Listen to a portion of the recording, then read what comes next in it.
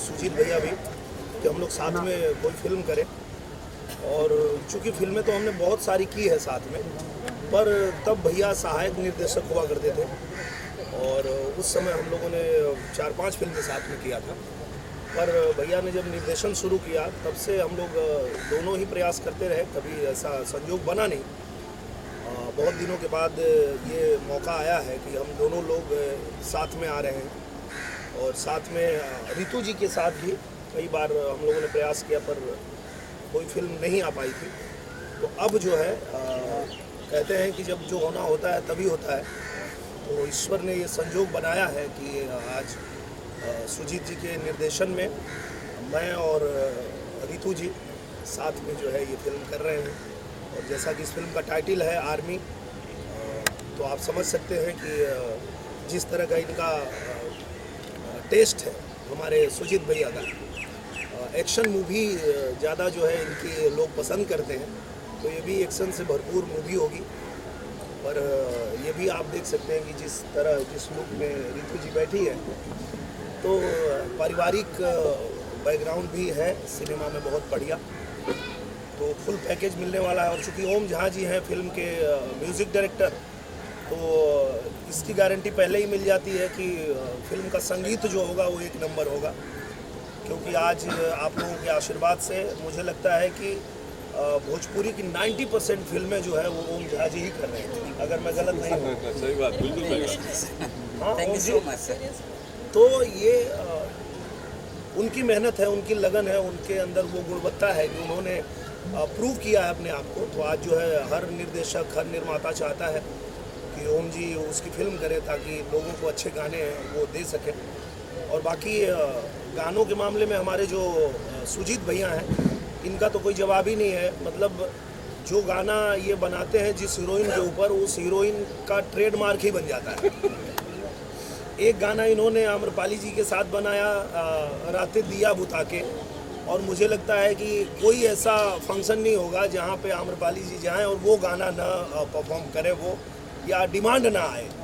एक गाना इन्होंने बनाया निधि झा जी के साथ, लुलिया, तो उनका नाम ही लुलिया पड़ गया।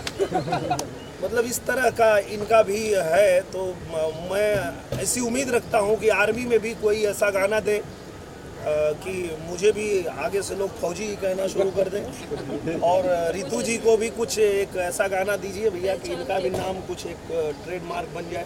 सर गाने की बात चल रही तो आपके यहाँ एक होली का गीत आया है, अगर 2 लाइन गुनगुना दे तो। बहुत सारा आया, कौन सा आप सुनना सर? ये होली के आए हैं पावला वाले। अच्छा, होली के बधाई बाटे गोड़ लागी पहुना, स्वागत ससुरारी में बगोड़ लागी पहुना, गोड़े लगबू खाली गोड़े लगबू, कहियो गले हमारा लगबू की गोड़े लगबू। सर जो आंकड़े मेरे पास है, लगभग आपने आपकी आगे वाली प्रोजेक्ट को मिला के आपने हाफ सेंचुरी तो कंप्लीट कर दी है भोजपुरी इंडस्ट्री में।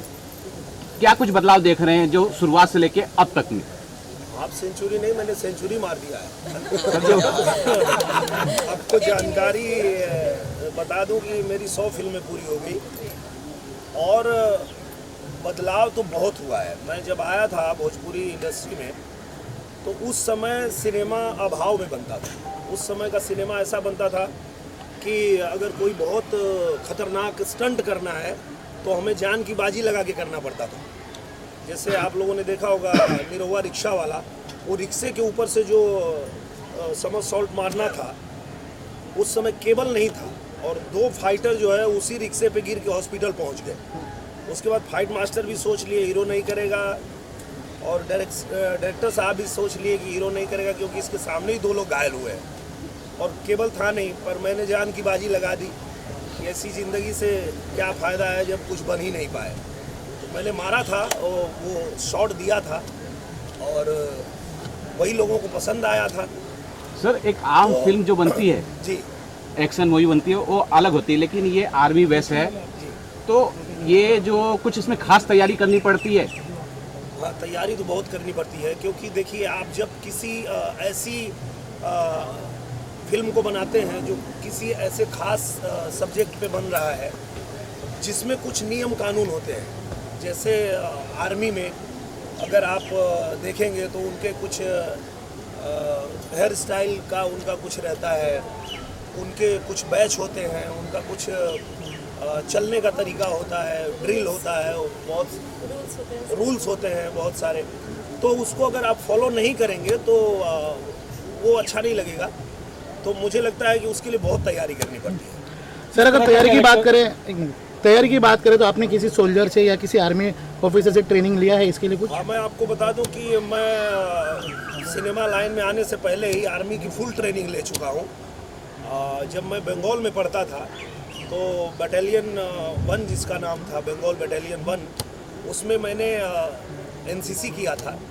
और एनसीसी इसलिए ही कराया जाता है कि भारत सरकार हमारे देश के बच्चों को आर्मी की पूरी ट्रेनिंग अपने खर्चे पे देती है, और जब भी देश में आपातकालीन स्थिति होती है तो उनको बुलाया जाता है और उनको जाना पड़ता है, वो किसी भी फील्ड में हो।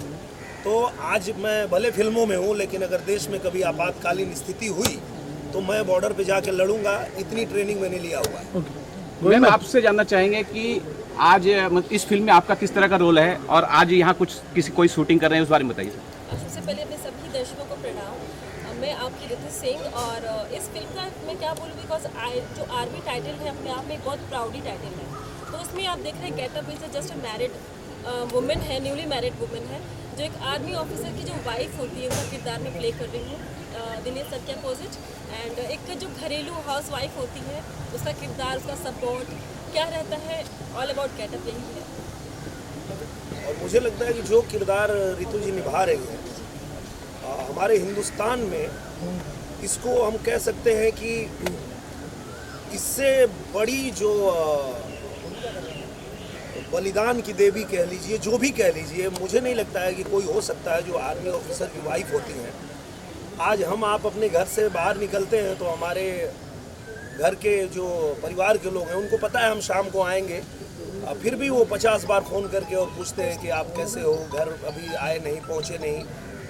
आर्मी ऑफिसर की वाइफ का क्या कलेजा होगा, आप सोचिए कि वो बॉर्डर पे जा रहे हैं, पता नहीं जीवित वापस आएंगे कि नहीं, इसके बाद भी उनको भेजती हैं। तो उनका तो जिगरा मानना पड़ेगा, और वो किरदार निभा रही हैं रितु जी। सुजीत जी, इस